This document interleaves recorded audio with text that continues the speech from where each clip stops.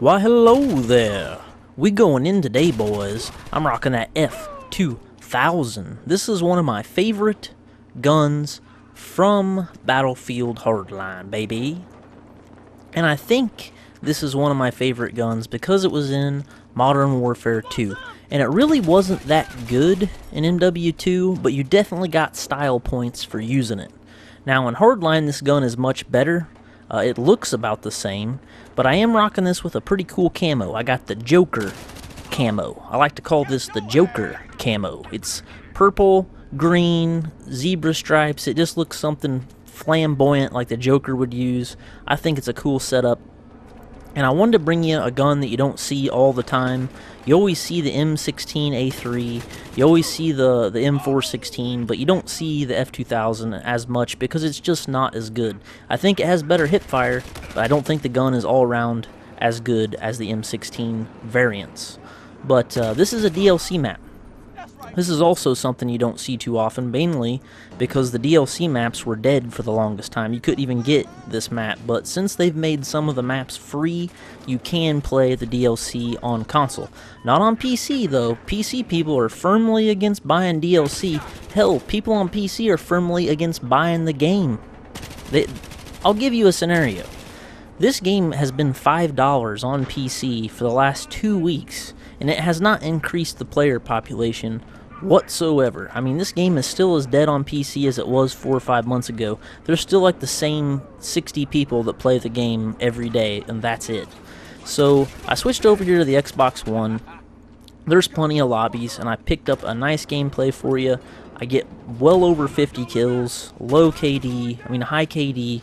I hope you enjoy it, but I just want to talk about some random stuff today. First off, I like to think of myself as a decently nice person. I try to go out of my way to help people in real life. I don't know if this is an accurate view of myself, but it's the only one I have.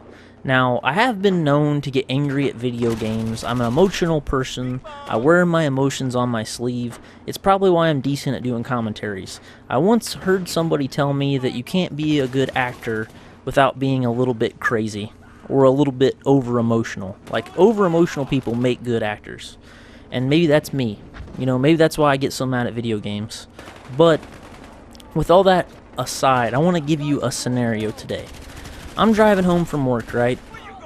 And I always take the country way from work because I don't like to drive on the highway. I find the highway is frustrating. There's always somebody going too slow. There's always somebody going too fast.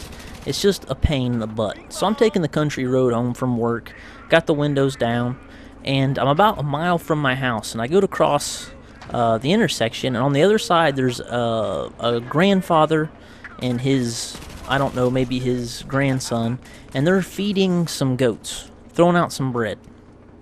And so immediately I slow down to like 5 miles an hour, and I just creep past him because the little boy is standing right by the road. And you know, if I just went 40 miles an hour down through there, I might hit that little boy. Like, that was my first instinct, was slow down, watch out for the kid, and make sure that nothing can happen in this situation.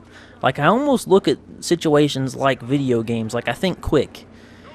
And I slow down to about 5 miles an hour, and the dude waves at me, kind of gives me like the, hey, thanks for slowing down look, the old man look, and I go on.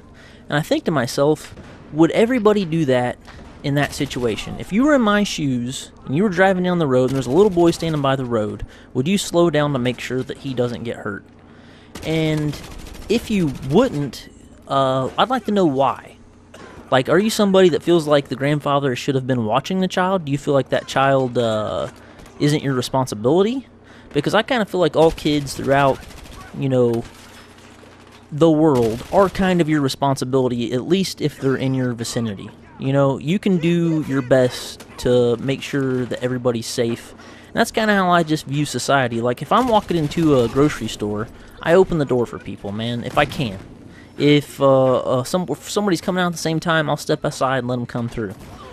Now, I just wonder, are you that type of person, or are you that type of person that doesn't care? Put it down in the comments section. I haven't been getting a lot of comments on my videos, and I want to see what your opinion is on that.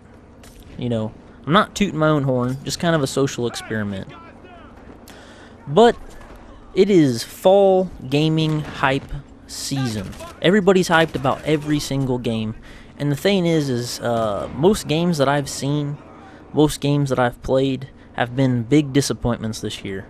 I just watched Lyric play Deus Ex, Mankind Divided, and the game just looked boring. Like, that game's been hyped for like the last 3 years. It's been delayed several times. It just didn't look fun to me. It just didn't look like my type of game. I played Titanfall. Oh, let's finish this commentary out with my Titanfall experience. Now, I uploaded a Titanfall video a couple days ago, and I was very positive with the game. I gave it a very positive review, and that has changed immensely. Now, Friday night when I played Titanfall, I had a blast. I played by myself, played pilot versus pilot. Everybody was moving around. I was absolutely slaying kids, having a good time. Now, I didn't play Saturday night. Saturday night, I played some Fallout and some other stuff, just played some single-player games. And then Sunday rolled around. It was about 7 o'clock, and I said, you know what? I think I'll give Titanfall another chance. Maybe I can get another couple gameplays before the beta's over with or the alpha's over with. So I hop on there. Me and my friends, the very first game I get into was okay. I didn't do great, but it was okay.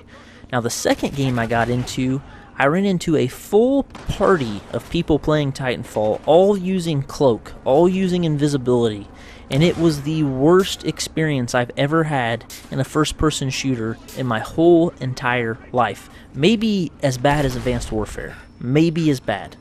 I had no idea how strong the cloak was in Titanfall 2. Like, literally, you cannot see the guy. Like, in Titanfall 1, if somebody was cloaked and they were out running around, you could see them. Now, the Titans could not see them, but people could see them. But in Titanfall 2, you can't see a cloaked person. When they're invisible, they're completely invisible.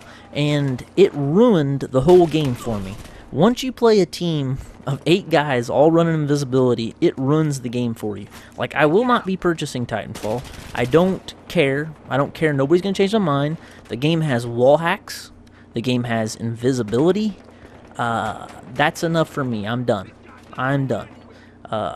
The only way they could save Titanfall 2 and make it a game that I would even be interested in is to make it where you can't use active camo in pilot versus pilot. It's fine in the regular game mode, but not in pilot versus pilot. Like, how stupid do you have to be to realize how overpowered being invisible is in a video game? Like, if you can't see the enemy, you can't kill the enemy. But that's just my opinion on that. I really hope they do something to make it where you can see the guys that are cloaked, because for all you guys that have already pre-purchased Titanfall, you're going to have one heck of a time competing with a bunch of invisibility guys, because they don't move until they hit the cloak. Like, they'll just be sitting there, and if nobody walks out for them to shoot, they'll just cloak up and walk out.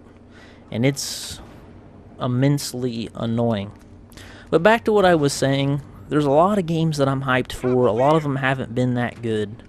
And I think over my next few videos, I'm going to talk about some of the games that I'm hyped for, and why, and concerns, and all that. Because right now is kind of the dead time of gaming. There's nothing new really out worth talking about. I'm still playing the same games that I always liked. I'm still playing Hardline. I just picked up DayZ. Now, my friends are trying to teach me how to play it. I'm very interested in getting into DayZ because I watched DayZ for a long time. I've watched a lot of people play DayZ, but I've never played it myself. And I love learning new games. Like, I love being a noob and then working my way up to much better. But I'll bring some of that. I'll bring some of the games I'm hyped for, some of the things I'm excited for on my next videos. I hope you did enjoy this video. It was kind of sporadic, but I had a long day at work today, guys. Got off, chugged an energy drink, and thought, hell yeah, I'm going to do a commentary. Let's do it. I hope you enjoyed the gameplay. It was a beastly gameplay. Look at this. What did I do in this? 56-7. How about them apples? Xbox record that, baby. But I hope you enjoyed it. Have a good Monday. Mr. Flanagan. I'll see you later.